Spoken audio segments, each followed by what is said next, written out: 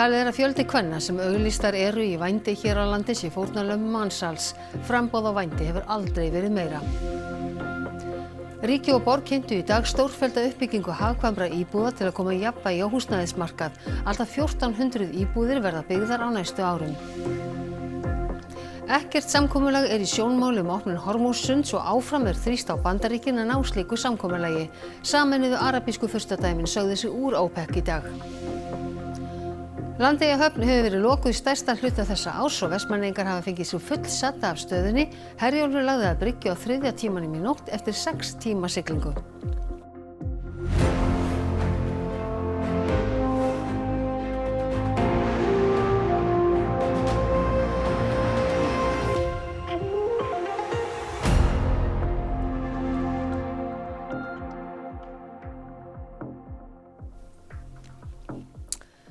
Komiði sæl. Lögreglan telur að vændi hér á landi sé að mestu drifið áfram að skipulagðri glæpastarfsemi. 100 kvenna eru auglýstar í vændi hér á landi og stór hluti þeirra er fórnarlömb mansals. Framboð á vændi hefur líklega aldrei verið meira en nú. Vændi síðan City of Love gefur ákveðna mynd af umfanginu, en þar má sjá að Ísland í 8. sæti af 161 yfir fjölda auglýsinga og ef miðað við höfðatölu Ísland í efsta sæti. Við teljum þetta að vera meiri hlutin skipulagð starfsemi. Þó svo að það segist vera að heyra fúsum frá sem vilja þegar við ræðum við þær, þá grunar okkur að það sé ekki svoleiðis. Ég tel að engin kona væri tilbúin að selja líkama sinn svona eins og gert í þessum bransa. Þetta séu hins vegar flóknar og umfangsmiklar rannsóknir og lögreglu hefur skort bæði mannskap og fjármagn til þess að takast á við málin af fullum þunga. Engin skipulögð brotastarfsemi virðir einhver landamæri. Þannig að við erum bara hvort sem það vændi eða eitthvað annað. Þetta er allt bara þvers og kruss út allan heim. Þá hefur reynst erfitt að fá heimild til rannsókna. Lögreglan óskaði í fyrra eftir heimild frá dómstólum til þess að setja upp hljóð- og myndupptökubúnað í nokkrum íbúðum í fjölbýli í Reykjavík, þar sem grunur lék á að þar færi fram skipulögð vændisstarfsemi og mansal. Þeirri beiðni var hafnað. Þetta eru flóknar rannsóknir og þær krefjast þess að við þurfum tæki og tól í þessar rakningar sem við höfum ekki, sem gerir þetta ennþá erfiðara fyrir okkur. Í Kveiki í kvöld fjallað ítarlega vændisstarfsemi á Íslandi og fylgst með íbúðum og herbergjum þar sem vændi hefur ítrekkað farið fram. Lögreglan, stoppaðu! Og að allt öðru. Ríki og Reykjavíkurborg undirrituðu í dag samkomulag uppbyggingu 12 til 1400 íbúða á ríkislóðum á næstu árum. Óvíst hvenær íbúðirnar verða tilbúnar, en fjármálaráðherra hefur trú á að framboðið slái á verðbólgu og ójafnvægi á fasteignamarkaði. Að ræða 6 stórar lóðir í borgarlandinu. Reistar verða nýbyggingar á lóðunum og svo verður eldra húsnæði sem fyrir breytt í íbúðir. 20–30% verða hagkvæmar íbúðir. Íbúðir fyrir stúdenta, félagsbústaðir og íbúðir fyrir aldraða og fólk með fötlun. Þetta mjög umfangsmikið og að mörgu leyti mjög sögulegt. Það hefur gengið illa að semja uppbyggingu á ríkislóðum hingað til. Hvers vegna? Þetta auðvitað verðmæti fyrir ríkið að byggja upp á þessu reitum og það hefur bara einhvern veginn ekki tekist að landa samningum hingað til, en það tókst núna. Samningarnir eru flóknir og í þeim ákveðnar kvaðir sem tók tíma að útfæra og tryggja að haldi. Þannig að ég bara eiginlega alveg í skýjunum með að þetta hafi tekist. Það skortur á húsnæði í borginni og húsnæðisverð hefur auðvitað hækkað of mikið. Við erum að sýna hér bara vilja með ríkinu til þess að koma inn og virkja nokkra lóðir sem hafa lengi verið á teikniborðinu. Hver tímalínan í þessu? Hvenær verða þessar íbúðir tilbúnar? Nú þorum maður aldrei að segja of hratt, en eitt af því sem við skrifum undir að við munum vinna að þessu hratt og vel saman. Getur þú giskað eitthvað sirka? Hvað? Já, svona tekur oft 3 ár. Frá skipulagsferli þangað til að íbúð byggist, en vonandi fyrr, ég þori ekki alveg á neinu. Hefur þú trú á því að þessi aðgerð slái á jafnvel verðbólgu og geri húsnæðismarkaðinn heilbrigðari? Ég held að þetta hljóta hafa áhrif á væntingar. Við erum hérna að tryggja framboð á lóðum inn á þröngan markað. Við erum líka á vissan hátt og það mikilvægt held ég í þessu að tryggja starfsemi á byggingamarkaði vegna þess að við vitum að það eftirspurn eftir þeirri tegund eigna sem að við erum að leggja áherslu á að verði byggt, það er að segja hagkvæmt húsnæði og það held ég að sé mjög mikilvægt í núverandi efnahagsástandi. Síðan er auðvitað rétt sem þú segir að þetta hlýtur að hafa áhrif á verðhækkun húsnæðis til lengri tíma að það sé þarna tryggt framboð innan borgarmarkanna. Lóðirnar eru 6 talsins. Það er Seljavegur 32 í Vesturbænum, svokallaður landhelgisgæslureitur. Þar stendur til að byggja 90 íbúðir. Svo er það Borgarstjórn 5-7, þar á að reisa 220 íbúðir. Á Laugavegi, þar sem skatturinn hefur verið, verða reistar 100 íbúðir. Á Laugarnesvegi, þar sem Listaháskólinn hefur haft aðstöðu og áður var sláturhús, þar verða reistar 300 íbúðir. Á Grensásvegi 9, þar sem Orkustofnun var, verða byggðar 90 íbúðir og á landi austan Korpúlsstaða verður reist nýtt hverfi með 400 til 600 íbúðum. Með samkomulaginu færast verðmætar lóðir frá ríkinu til Reykjavíkurborgar. Fara einhverjir fjármunir þarna á milli? Já, við semjum það. Það er sem sagt ákveðið fast gjald, þetta eru uppbyggingarsamningar og ábati til ríkisins. Og hver er hann? Þá auðvitað eftir að koma í ljós vegna þess að þá eftir að ganga frá öllu skipulagi og svo þarf auðvitað að finna kaupendur þannig að það er ekki alveg ljóst. Í sumum tilfellum er fyrirfram búið að ákveða í hvað ábatanum verði ráðstafað. Það á við lóð landhelgisgæslunnar við Seljaveg sem á að renna til uppbyggingar á Hegningarhúsinu við Skólavörðustíg og lóðina í Laugarnesi þar sem Listaháskóli Íslands hefur aðstöðu og ábatinn fer í uppbyggingu hans annar staðar. Hafið þið ekki einhverja hugmynd hvað verðmæti fara þarna á milli? Við höfum mjög grófa hugmynd. Eins og ég segi, það fer aðeins eftir í nákvæmlega hver útfærslan verður og þetta hleypur auðvitað á milljörðum. Þannig er það bara alltaf þegar að verið að semja svona mikla uppbyggingu eins og þessa. Róbert Fariðsveit, sviðsstjóri greiningar og hagfræðisviðs ASÍ, vertu velkomin hingað til okkar. Hvernig líst ykkur á þessar aðgerðir? Við teljum þetta jákvæðar aðgerðir og höfum í raun nokkur skeið beðið eftir því að stjórnvöld nýti ríkislóð með þessum hætti. Og það jákvæða er að það er hægt að hrinda einhvað af þessum verkefnum hratt af stað og einmitt á þann hátt að það mæti þörfu markaðar eins og þessa mundi sem er fyrir smærri og svona hagkvæmar eignir. En dugar þetta til þess að koma þessu jafnvægi á fasteignamarkaðinn?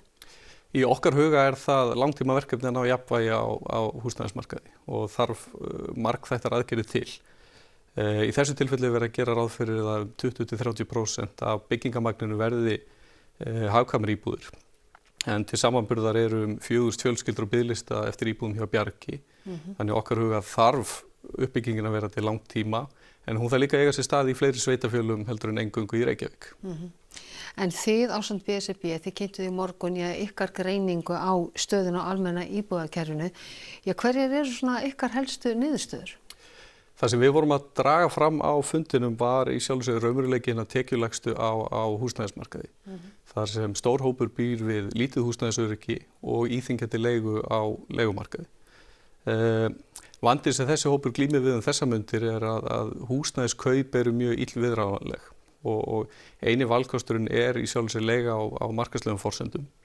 Við vorum líka bent á það að þráttur það við samið stofnframlagslán fyrir 7.000 íbúðum á síðustu 10 árum í kjarasamningum. Hefur okkur eingöngu tekist að reisa 4.000 íbúður inn í kerfið og þar af einungis 1.000 fyrir tekjulátt vinnandi fólk. Þannig að við teljum meira þurfa til og við teljum að sveitarfélögin þurfa að koma svona sterkara að borðinu. Og hvernig er þetta að auka þá húsnæðisöryggi fólks almennt? Ég held að þessa mundir sé að það besta sem við gerum er að reyna að tryggja framboð af húsnæði sem er með viðráðanlega leigu. Róbert Fariðsveit, takk kærlega fyrir að koma og útskýra fyrir okkur. Takk fyrir. Og það verður nánar rætt þessar aðgerðir við Ragnar Þór Ingólfsson félags- og húsnæðismálaráðherra í Kastljósi í kvöld. En þá förum við til útlanda. Bandaríkjamenn eru með nýtt samningstilboð frá Íran að opna Hormússund til skoðunar. Talið er ólíklegt að Bandaríkjamenn samþykki það. Kanslari Þýskaland segir Írana vera að niðurlægja Bandaríkin. Svona er staðan á Hormússundi. Fjöldi skipa bíður fararleyfis sem engin veit hvenær fæst. Eitt og eitt skip fær að fara í gegn. Allt stafar þetta af því að Íran og Bandaríkin geta ekki samið endalok stríðsins sem hófst með innrás Bandaríkjamanna í Íran í lok febrúar. Og eins og svo oft áður, í stríðum kennir hvor hinum Responsibility for any disruption to maritime transport lies with the aggressors, the United States and its supporters. Any claims to the contrary is unfounded. The Straits is basically the equivalent of an economic nuclear weapon that they're trying to use against the world. And they're bragging about it. They're putting up billboards in Tehran bragging about how they can hold 25% or 20% of the world's energy hostage. Friðarviðræður hafa lengi verið fyrirhugaðar í Pakistan en aldrei komist í gang. Í gær bárust fréttir af því að Íranar hefðu gert Bandaríkjamönnum samningstilboð sem Bandaríkjamenn eru með til skoðunar. Það felur í sér að Íranar hleypi umferð Hormúzsund, Bandaríkjamenn aflétti lokunum á írönskum höfnum og síðan verði frekari samningaviðræður, meðal annars kjarnorkuáætlun Írana. Pressan hefur aukist á Donald Trump Bandaríkjaforseta að finna leið til að opna sundið vegna efnahagslegra áhrifa af lokuninni. Sífellt fleirum þykir minna til koma hvernig Bandaríkin eru að höndla stöðuna. Da wird eine ganze Nation gedemütigt durch die iranische Staatsführung. Vor allem durch diese sogenannten Revolutionsgarden. Trump sagði í færslu á Truth Social nú síðdegis að Íranar hefðu sagt sér að þeir væru komnir að fótum fram efnahagslega og að þeir vildu opna Hormúzsundið. Það þó ekki opið enn. Hallgrímur Indriðason, nú bárust það fréttir í dag að Sameinuðu arabísku furstadæmin hefðu sagt sig úr OPEC, þar að segja samtökum olíuframleiðsluríkja. Hvers vegna er það? Já, það einfallega til þess að þau geti framleitt meiri olíu og framleiðslu getan þeirra miklu meiri núna heldur en að þeir eru nú verið fá að framleiða undir á meðan þeir eru í OPEC. Alþjóðabankinn er nýlega búin að gefa það út að svona birgðatap á olíu hafi aldrei mælst meira í heiminum heldur en núna og yfirvöld í furstadæmunum vilja bara hreinlega framleiða í þessa eftirspurn og segjast þá vera að hugsa til langs tíma. Hins vegar hefur landið líka elt grátt silfur við Sádi Arabíu sem stærsti olíuútflytjandinn í bandalaginu og það á eflaust einhvern þátt í þessu. En hvaða áhrif hefur þetta? Já, engin á meðan Hormúzsund en þá lokað, en eftir það þá gæti þetta haft í för með sér meiri framleiðslu en annars hefði verið. David Oxley, loftslagsverkfræðingur, sagði meðal annars við breska ríkisútvarpið í dag að þetta geti leitt til lægra olíuverðs en að sveiflurnar í verðinu verði meiri. Hins vegar er OPEC þarna að missa 15% af olíuframleiðslu sinni með brotthvarfi furstadæmanna og það veikir bandalagið og einn sérfræðingur hefur meira að segja sagt að þetta sé upphafið að endalokum OPEC og það, auðvitað, ef það gerist þá myndi það auðvitað líka skapa töluvert rót á markaði. En það hafa fleiri áhyggjur á olíuskorti vegna stríðsins í Mið-Austurlöndum? Jú, heldur betur og þær hafa komið fram víða og eitt af því sem kannski hefur helst verið nefnt, það er skortur á flugvélaeldsneyti og það hafa nokkuð flugfélög þegar brugðist við yfirvofandi skorti með því að fækka flugferðum og í morgun þá vöruðu sænsk yfirvöld við yfirvofandi skorti og byggðu þessa viðvörun á mati frá sænsku orkustofnuninni. Det bedöms finnas viss risk för brist kan jämföras då med det begreppet som vi har för tidig varning för gas och el. Det har vi i strikt bemärkelse egentligen inte specifikt för flygbränsle. Och det inträffar när det finns konkret och tillförlitlig information om att en händelse sannolikt kommer att resultera i avsevärd försämring av försörjningssituationen. Och tidig varning handlar om, det låter lite krångligt, men begreppet som sådant är precis vad det låter som. Vi varnar i god tid om risk för att det inte finns tillräckligt med flygbränsle. Björgvin Halldórsson, tónlistarmaður, var borinn til grafar frá Hallgrímskirkju í dag að viðstöddu miklu fjölmenni. Björgvin lést á heimili sínu 9. apríl, 74 ára að aldri. Það var séra Guðni Már Harðarsson sem jarðsöng, kór fóstbræðra söng, Óskar Einarsson var tónlistarstjóri og Guðmundur Pétursson lék á gítar. Einsöngvarar voru fjölmargir og þeirra á meðal þau Krummi og Svala, 2 af 3 börnum Björgvins. Tónlistin var allsráðandi þar sem mörg af þekktustu lögum Björgvins voru sungin. Kistuna báru þeir Davíð Halldórsson, Halldór Baldvinsson, Björgvin Frans Gíslason, Sigurður Þór Björgvinsson, Krummi Björgvinsson, Oddur Halldórsson og Sigurjón Sighvatsson. Það var við hæfi að eftirspilið var lagið sem Björgvin gerði ógleymanlegt, Gullvagninn, erlent þjóðlag við texta Jónasar Friðriks. Sendu nú vagninn þinn að sækja mig.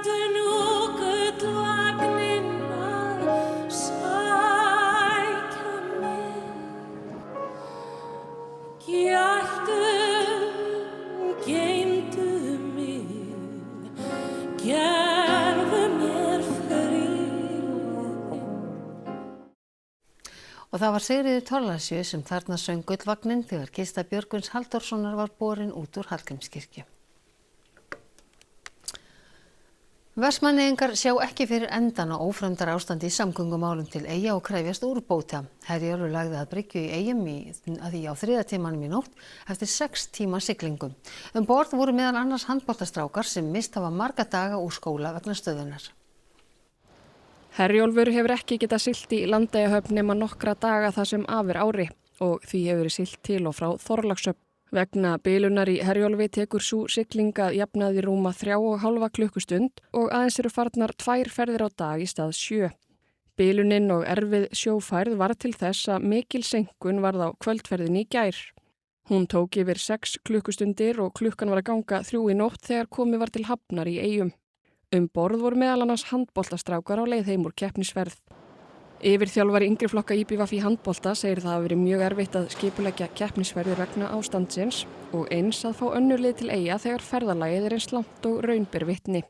6 tíma sigling í Brælu hafi verið slæmur endir á þegar löngu ferðalagi. Þetta var náttúrulega bara vesen og menn eru náttúrulega missjóveikir. Menn voru farnir að finna sér öll skot og allt golf til að liggja þarna. Ælvitaðalnir hafa kom góð ábóta þá þegar að hálfsjóferðin var búin sko.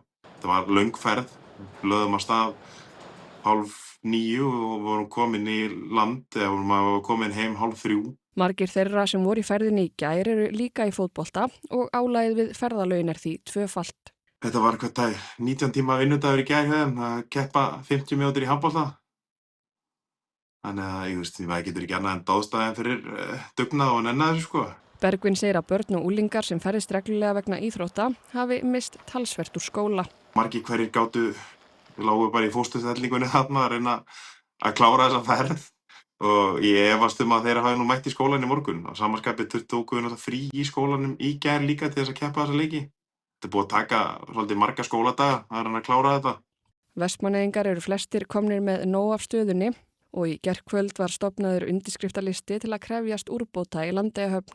Bergvin segir Eyjafólk upplifa að ekki sé hlustað á þau. Þetta er búið að vera þungt og það sér enginn fram á endan á þessu sem er eiginlega versta í þessu. Það er bara vesen fyrir alla, í ferðamenniðinanum og bara íþróttir og þetta er bara leiðilegt, þetta er vesen og það sér enginn fyrir endan á þessu sem er leiðilegt í þessu. Innviðaráðuneytið hefur ákveðið að bregðast við þessari stöðu með því að framlengja ríkisstyrkt áætlunarflug til Eyja til 15. maí og fjölga ferðum í 2 á dag frá og með 5. degi. Í tilkynningu segir að vonir standi til að hægt verði að opna Landeyjahöfn í næstu viku gangi spár eftir. Ása Berglind Hjálmarsdóttir þingmaður Samfylkingarinnar í Suðurkjördæmi og annar varaformaður umhverfis- og samgöngunefndar. Ég þarf ekki að finna varanlega lausn. Jú, sannarlega. Nú horfir til betri vegar eftir algjört ófremdara ástand. Það skiptir miklu máli að það séu núna verið að fara að fljúga 2 sinnum á dag og að það sé verið að fara að byrja að moka aftur ef ölduspáin gengur eftir og opna Landeyjahöfn. Og svo bindum við þetta mjög mikla vonir við þetta belgíska fyrirtæki sem að Vegagerðin er búin að semja við sem á að sinna dýpkun frá og með september af því að þau eru með skip sem að hafa miklu meiri tæknilega getu og munu vonandi þá ná að gera þetta þannig að þetta ástand skapist ekki eins og er búið að vera hérna síðustu mánuði og þetta er eitthvað sem að Vestmannaeyingar hafa kallað eftir í mjög langa tíma og við þingmenn kjördæmisins höfum lagt gríðarlega mikla áherslu á. Halla Hrund Logadóttir, þingmaður Framsóknarflokks, hefur óskað eftir að þetta verði rætt í samgöngunefnd. Ég verður brugðist við þeirri beiðni? Já, við höfum þegar brugðist við þessu með því að stofna frumkvæðismál samgöngur til Vestmannaeyja þar sem við ætlum að fá opinn fund með innviðaráðherra og við ætlum að horfa líka svolítið heildstætt á þetta varðandi bara framtíðarsýn þessi mál.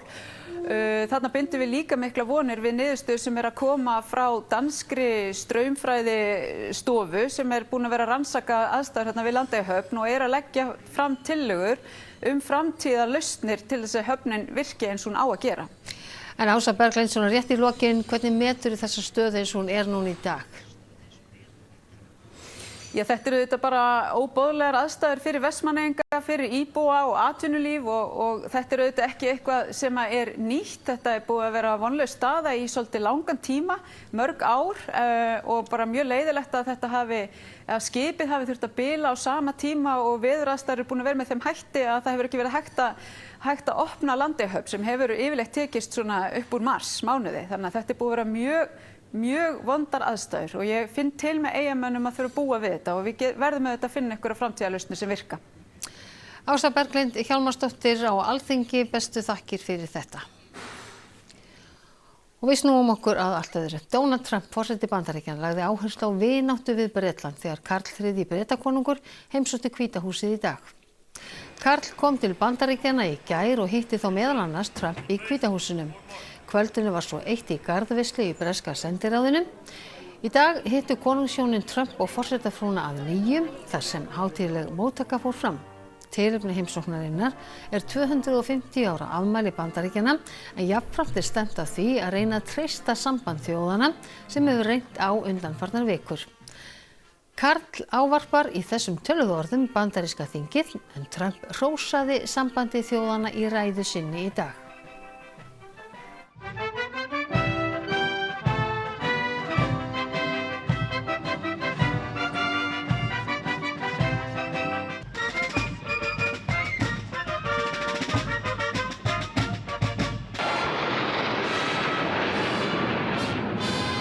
His Majesty's intellect, passion, and devotion have been really a blessing to the British people. But not only to his own country, but to the cherished bond between the United States and the United Kingdom. And I am very certain that it will continue that way long into the future. 6 ungmenni mættu í ráðherrabústaðinn eftir ríkisstjórnarfund í dag og afhentu ráðherrum niðurstöður barnaþings sem var haldið í vetur. Jafnrétti, símanotkun og skólamál eru börnunum ofarlega í huga. Kristrún Frostadóttir, forsætisráðherra, tók á móti niðurstöðunum fyrir hönd ríkisstjórnarinnar. Þau eru jarðtengd, þetta eru klárir krakkar og það eru þetta bara mjög oft þannig að krakkar, þau segja hlutin eins og þeir eru. Hér í Hörpu komu 140 börn víðsvegar af landinu saman í lok nóvember á svokölluðu barnaþingi. Þar ræddu þau allt milli himins og jarðar málefni barna. Þau gerðu sér samfélagssáttmála í upphafi þings að sýna hvert öðru virðingu, að vera óhrædd við að segja það sem í brjósti býr og að hlusta hvert á annað. Ég átti mjög góða upplifun. Það var rosalega góð mæting, fjölbreyttur hópur og mér fannst geggjað hvað var að hlusta mikið á börnin. Mér fannst það frábært að sjá hvað öll börnin voru sammála það að þeim eiga að líða eins og þessi hlusta á þau og það er svo frábært að einmitt nýta vettfang eins og barnaþing til þess að koma sín skoðunum á framfæri. Það er líka fallegt að heyra líka hvað mikið samhygð með öðrum börnum sem að eiga kannski jaðarhópar, minnihlutahópar. Mér fannst frábært hvað mikið tala að það vildi bæta hinsegin-fræðslu í grunnskólum og líka að passa það að réttindi transbarna og hinsegin-barna sé tryggð. Og finnst þér því vera ábótavant? Já, sérstaklega núna eins og við sjáum í fjölmiðlum þá eru stjórnmálamenn að spúa hatri á þessa minnihlutahópa og ætti að vera alveg aðleiðingar og kannski meiri fræðsla bara fyrir alla. Mér fannst svona áhugaverðast að sjá svona umræðina bætingu heilbrigðisþjónustu hjá börnum, svona sérstaklega í skólum að fá sálfræðinga í skóla. Mér fannst að þetta tala meira við almenning og sérstaklega börn af jaðarsettum hópum.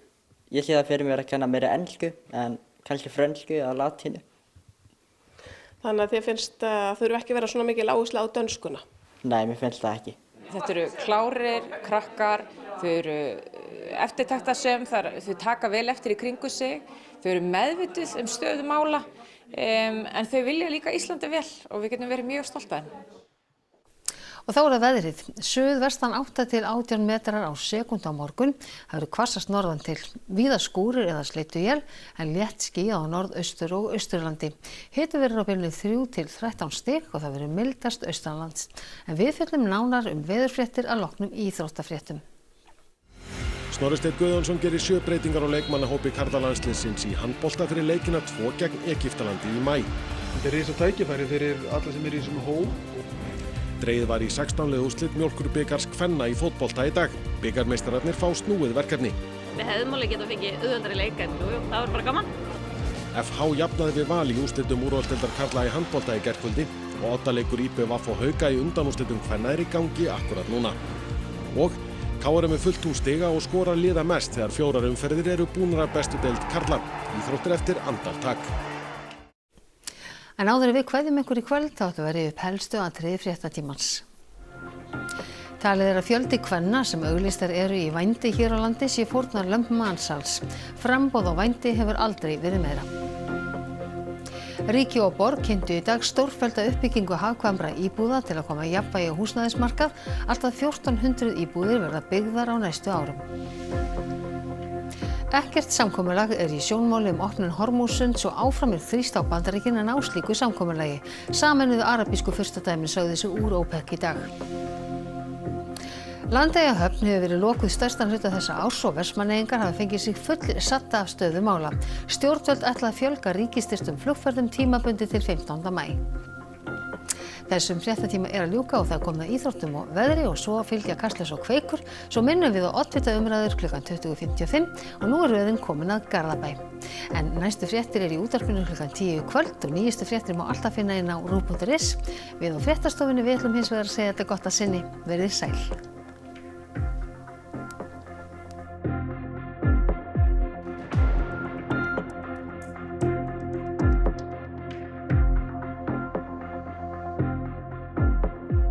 Á RÚV í kvöld. Kveikur, fréttaskýringaþáttur með áherslu á rannsóknarblaðamennsku. X26, oddvitaumræður. Oddvitar framboða í Garðabæ mætast í umræðuþætti. Grimm ást, saga Ruth Ellis. Sannsögulegir breskir þættir líf Ruth Ellis, síðustu konunnar sem dæmt var til dauða í Bretlandi árið 1950.